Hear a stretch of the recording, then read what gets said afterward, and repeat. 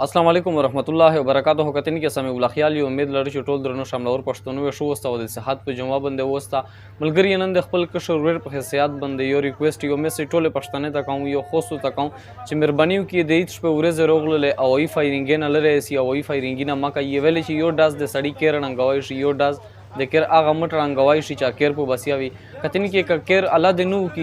الله دینو کی کا کېر مې یو هغه مټ رنګ کړل چې هغه سل کا سونی بس یکړی وی چې هغه ټول کېر شروي بیا وغه خلک سکه کتنی کې یو داس چې کیم د میرا ولډر ملګری ډېر ورینه مې داسې شته دي چې هغه په دنن سبا ورځ شي بیا ټیپا کړو خو د خپل خوشي په خپل ټیپوک باندې منځي خدا غلطه خبره د خوشي چې کیم د غنیره ډېر طریقې دي ډېر خبره دي تړای د پیغه باندې ومنځي داس کول چې کیم دي دا خوشي نو د جزټي ټیپا کړو خو اسمون ته اونسو یو در دو پولا غو چې خوشي منځو د خوشي منځله دا طریقانو د کتنی کې ویلی چې یو داس چې کیم دا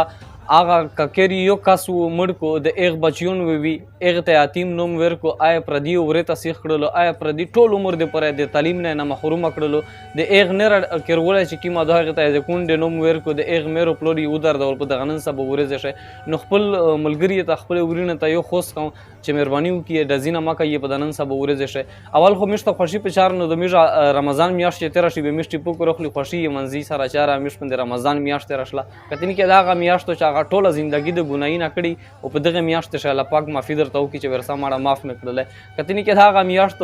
چې هغه مخشه اصحاب کرام او پیغمبرانو په دې میاشت تیر شله او دی وکړه د عید منځینه وکړلو غیر به بدلولې به ژړل سره یو بل په بڑا سره ژړل خوشي نه منه ولانی دزینه کولو ویلې ژړلو چې په میش باندې د میاشت تیر شله چې دا بیا په میش باندې رسی کنو ورسی د میاشت ور درېمی خو چې میش وای کنو وای کتنی کې د میاشت بیا درېمی خو میش ته څه پاتہ نه لګیږي ډېر داسې خلک ډېر داسې مشرونو چې پرېش کول رېژه شوی نه نشته دی په خاک باندې رسیدلی دی پیغه باندې د رمضان میاشت نه روغله سبب بیا پاتہ نه لګیږي چې میش ته څه پنده د میاشت درېمی کنو ور درېمی نو الله دې وکي چې دا میاشت په ټولو خلک باندې رېغه تیر شي الله دې وکي چې ټول مسلمان سمره مؤمنون مسلمان دی وچاره ژر تر وخل منځینه او د سینه په شکړې دی الله دې ځنه قبیلو منځیر کې الله دې ټول مسلمانانو ته معافي وکي او خپل کشر ور په خصيات سره د یو خوښ کوم چې دزینه ما کوي او ای فایرینګ نه ما کوي خوشي ډېر طریقې دی په نه طریقې منو کې ډېر مننه ډېر شکریہ ویډیو نه را ملګری سره مخ شیر کی مهرباني